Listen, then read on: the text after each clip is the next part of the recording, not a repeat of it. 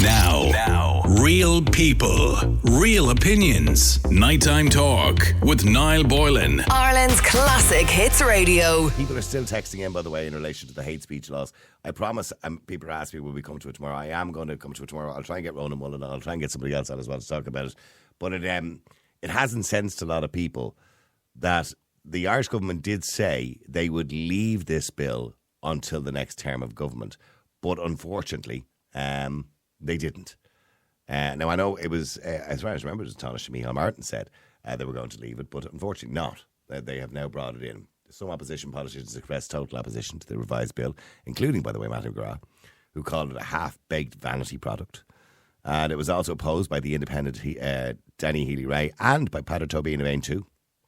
We spoke to a while ago with Peadar in relation to that. If you want to give us, actually, if anyone wants to come on the air very quickly and chat about it, just while we're trying to get our guest here, we're having slight technical problems. Oh, have we got to start? Have we? Oh, no, okay. If anyone wants to come on and talk about the hate speech bill, and you're welcome to come on and talk about it now, the number is 087 188 0008. And the aspect, while we're waiting for Dr. Emily, the aspect that I wanted to talk about in relation to it is why you would treat people differently when it comes to hate crime. Now, there is an element of speech in the bill, by the way, as well, but we'll come to that. Most of that has been removed for the moment because they say there was a consensus of disdain in relation to that and the people didn't want it. But don't be fooled. That will be brought in. My issue with it is, and you can disagree with me if you want to, you're welcome to challenge my view on it. My issue with it is, and I'm going to give you an example. So you've two people walking down the road. So you've got Niall walking down the road. And these guys come over and they want to rob my wallet. And they beat me senseless. And they leave me in a wheelchair. And then you've got a gay man walking down the road. And these two men come over and say, you know, they make derogatory terms about gay people. And they say, we know you're gay. They don't rob his wallet. They just beat him up because he's gay. But he leave him in a wheelchair with exactly the same injuries as me. All right, so we're both affected exactly the same way.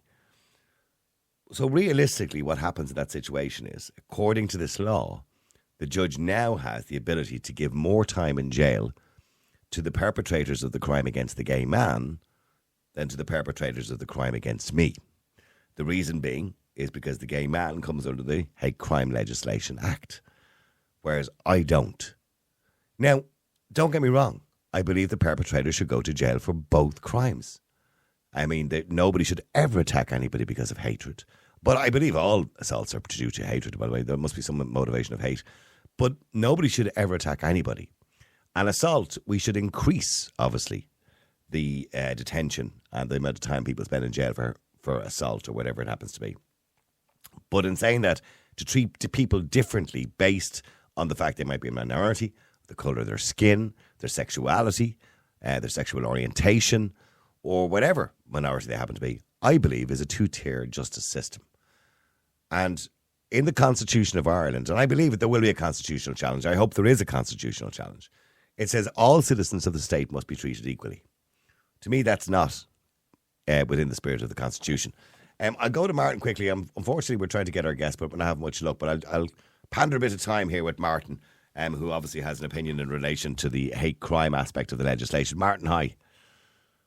Good evening again, Lord. Thanks very much indeed, Martin, for helping us out there, because unfortunately we didn't plan to have nobody on the air, but we did plan to have a guest there, but unfortunately for some reason we can't seem to get through. Anyway, Martin, and so I'm not suggesting I'm using you, but I think it's interesting to talk about the hate crime anyway.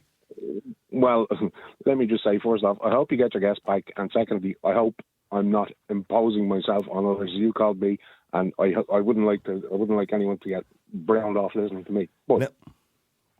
This whole thing, hate is completely subjective.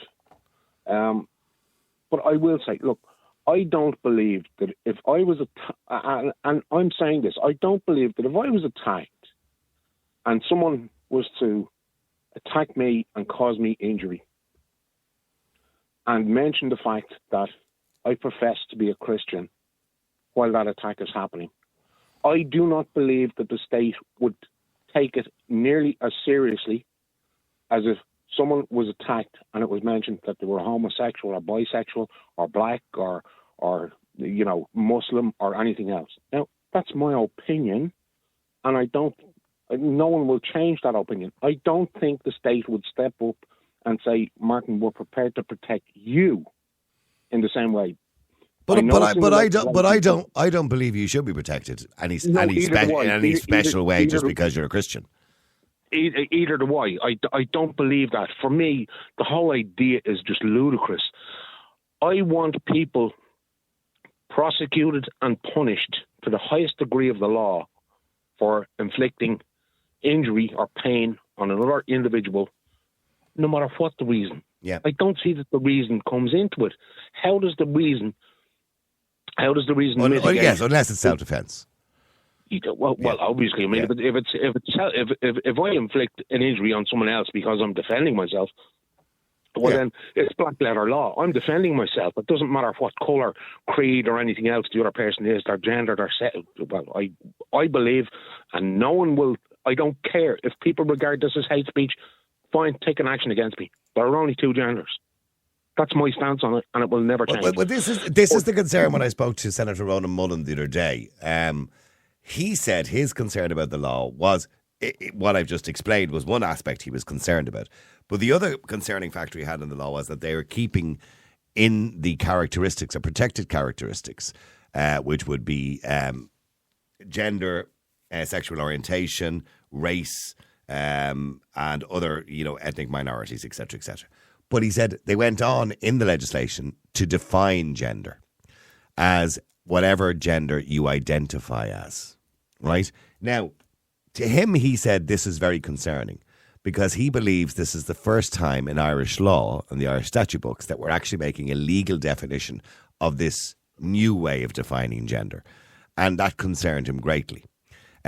So I understand people can identify as whatever they want to identify as. I couldn't care less, right? But the point is, to define it in law is a big step.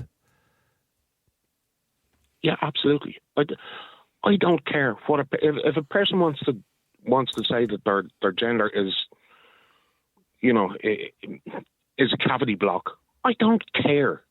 Don't ram it down my throat and tell me that I have to use, that I have to refer to them as a cavity block. I don't. You're a human being. If I see before me someone that's a male or female visage, that's what they look like. Okay.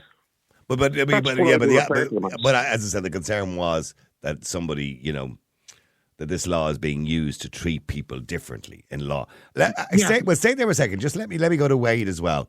Wade, hi, how are you doing? How's it going, man? How you doing, Wade?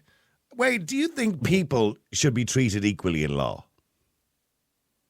No matter what colour your skin is, your creed is, your religion is, your origins are, do you believe we should all be treated equally? I mean, I feel like that goes without saying, yes. Well, you would imagine so. But now with this legislation, it's not the case, really. Because if somebody attacks somebody because they're black, for example, and makes a derogatory, as they're beating them up, they call them derogatory names, technically now the judge can give them a bigger sentence or a longer sentence based on hate crime legislation. Okay. I feel like, let me think about this properly. I actually think that makes sense as well. Okay, in what respect do you think it makes sense, Wade? Because, so context matters, right? I feel. So if someone committed a crime on a blank slate, they weren't really motivated by any sort of, let's put it this way. Someone's struggling on the street. They're trying to make ends meet. They go steal something because, they need to survive. That's a crime in itself. Obviously, it's the wrong thing. If you're gonna judge someone based on that, they should be given a fair sentence for what has happened. I think that when you already commit a crime with the intention, where that's motivated by hate, or that hasn't any sort of motive that's already very negative, that already doesn't appeal very much to your case as to how well you work within a society where other people exist. So I think taking that into account is a very big factor behind what motivates someone's actions to commit a crime. And that should definitely be factored into a sentence as well. Mm-hmm. Niall. Yeah, go ahead, Martin. Sorry, Pauline, I'll be with you in a second. Go ahead, Martin. Sorry, just very quickly. Look, every individual on the planet is a minority of one. You won't find two people on the planet who are identical in every regard. I don't mean just physically. I mean, you take even identical twins. They may have very common likes and dislikes, but there will be differences between them. When it's left open to define hate, if I say, let's for argument's sake, if I say, I hate you too, I think they're crap. Okay, which I do, but I'm just taking that as an example.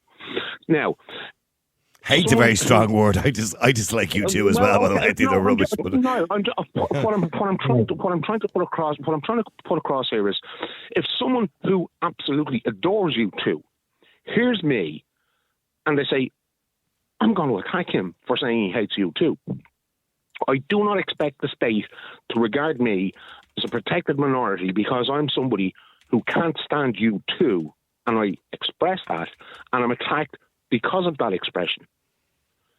And the state then turn around and say, well, we're going to prosecute this person more than we would prosecute somebody who caused the same injuries to you simply to steal your money. It's ridiculous.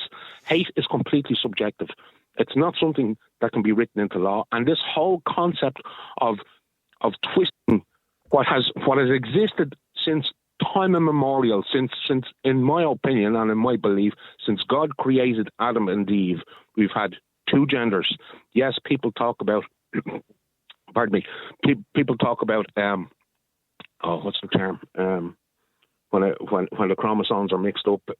Intersex. I beg your pardon. Yeah, which is quite a rare anomaly. Yes, it happens. But even with intersex, most people with intersex, the majority of them don't identify as, well, I'm intersex. They pick one or the other, and that's what they go with. Well, do me a favour, all of you, if you can stay there for a second, because I want to just go very quickly if I have time. TD Matthew McGrath was in the Dáil tonight. Remember, the vote in the Dáil, by the way, for the hate crime legislation was 70 to 52. Matthew McGrath was there, one of those people who voted against it. Matty, good evening to you. How are you? Good evening, Alan. Very, very disappointing night for a government who said they were going to leave this piece of legislation till the next term of government, but seemingly not. Well, it's quite obvious they're not working for the Irish people anymore. They're working for the agenda of the World Economic Forum and some other forces out there that want one world order or wants, all that kind of stuff. Minister pointed out, Minister McEntee, that we were one of the last outliers that didn't have this legislation passed. So they're obviously operating to different paymasters. They don't respect the Irish people. They want to control us all and keep us all, obeying subjects. What was your objection to it? You said, I know you were quoted as saying it was a vanity project for the minister. A baked vanity project is what you said, or half-baked vanity project. What was your main objection to the hate crime element of the legislation? Because it's totally subjective. There's no substance to it. I mean, if you were stopped tonight going home for whatever misdemeanor, you get your day in court and you can have evidence to prove that you were right or you were wrong, and it depends on the judge. This case is somebody, Durban Lum or Durban Leahy. A man told me that a woman told her that I was talking tonight in some place, and I was talking hate speech, and they thought I was, and they can actually report it to the guard, and the guard can charge you. You don't have the right to prove your innocence, and it's totally subjective. There's no thing that of evidence. I mean, if two lads on the street tonight, I'm brain off, two fellas have a fracas on the street. Mm-hmm. And, they can bother each other and a Gardaí intervene. And then if one of them says, he accused me of a hate crime, the guard can take his word. He won't charge him for misdemeanor. He might caution him and let him off with a warning, but he can go off and bring a prosecution. But the government's argument, Matty, is that we're the last country. I don't believe that, by the way. We're one of the last countries to bring in legislation to protect minorities against hatred. Now, I find it difficult because, of course, nobody seems to understand what the definition of the word hatred is, including the minister herself, who doesn't have an actual definition of the word hatred. She said she would leave it to the Attorney General, who indeed said he didn't have a definition of it either, and he said we leave it to the courts and a jury. So it all seems a bit, vague, to be honest with you. You wouldn't make it up. I don't think you're going to have jury courts. It's just a district court. I could be wrong on that now, but look, this minister is the most inept minister for justice. And I think but she's just been promoted as the deputy leader of Fine Gael. I was going to say that, and 19, 18 out of 35 have jumped ship like people jumping off the Titanic. So I mean, there's something major coming around the road, and I think they obviously feel that people like Heather Humphreys and Michael Ring, who said they were far too left for far too long. This is not Fine Gael policy. This is policies of Matt Looney left. Mm-hmm. So I mean, look, it's there. As I said at the outset, the paymasters must be the WEF and people in Europe. I mean, the Taoiseach has spent 500,000 on flights all over Europe for private jets. He couldn't even book the government jets. Well, I think it's over £1 million now in 6 months. Yeah, but it's in a ridiculous amount of money. I know Sinn Féin brought that up in the Dáil there today or yesterday. In relation to going forward now, there's going to be an election. I imagine it's probably going to be called in the next couple of days. We're also seeing a government, it seems, that don't seem to care what the people think anymore, because as far as I can see, they seem to believe they're a shoe-in. They believe they're invincible, and that's the very dangerous. Well, they are, aren't they? They kind of are a shoe-in, because there isn't really alternatives for the people. I mean, when you look at American politics, you have a choice between a liberal or a conservative government. Whereas in Ireland, you don't have that choice anymore. The political parties, with the exception of AIM2, maybe in Independent Ireland, and independent TDs like yourself, there is no conservative government anymore. They're all left-leaning or liberal-leaning. Well, it's funny tonight that Independent Ireland, you mentioned, never came in to speak on this debate. That disappoints me That disappoints me greatly, Matty. Sorry? That disappoints me.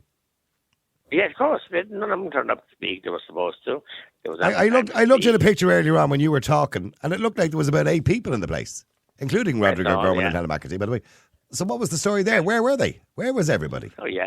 And then if you count the vote, I think, 70 to 50, that's far short of 166. So abstaining and sitting on the bench like Independent Ireland, hiding in their offices, hadn't the guts to come in and oppose it. So I'm happy I opposed it. I believe that it's a fundamentally flawed legislation. I quoted actually it was also opposed by Peadar Tóibín and Danny Healy-Rae, by the way. Yeah, I know that. And in fairness, all 6 rural independents voted against it, but I'm making the point that the Commissioner has said time out of number that he had enough legislation to deal with hate speech. It's totally unnecessary, but we're operating to an agenda that's not for the Irish people, and it's against the Irish people, and it's for people that are controlling it from abroad. Okay, so just finally before you go, Matty, and I'm sorry for ringing you so late. We thought we might have caught you on the way home anyway. In relation to the election, when do you predict it'll be? Will it be the 29th of November? No, I have a funny feeling it'll go to the 6th because... The 6th of December? This TikTok Taoiseach doesn't want to... And in fairness, it's the Taoiseach's prerogative to call it, but he's not happy that Minister Rodrigo Gorman and February 29th. Martin wanted the 6th, and I think Simon Harris, the Taoiseach, wanted the 22nd. So I think he'll go back to the 6th. The 6th of December, yeah. And they might, 6th of December, people might say that's a high show, but like... But would that suit the government? A nice cold day where those swing voters or those voters who are undecided won't bother coming out to vote. And why I say that is because the double payments will be out, and little big buys will play with small ties that day as well. So everybody on the social welfare will be happy with their double payments, and they might give the government a vote. All right, well, listen, Matty, thank you very much indeed. And by the way, on behalf of the people who oppose the hate speech and hate crime laws, I suppose I should thank you for standing up against it, like the other 52 people or the 50 other 51 people who did. Thank you very much. Just some more fucking score. The ironic part is that Sinn Féin had a row with us tonight. We called the vote against it. They hit 2 Healy-Rae brothers and myself. Sinn Féin never called it. Then they insisted being a teller. So they're flip-flopping over it. They're not really against it at all. They were just playing games. Mm-hmm. All right, listen, thank you very much indeed, TD Matty McGrath. I appreciate you coming on to talk to us tonight. Just very quickly before we finish up, because I'm leaving Pauline waiting ages there and I couldn't not let her speak. Sorry, Pauline. Yeah, that man is completely right. It is World Economic Forum, it's EU.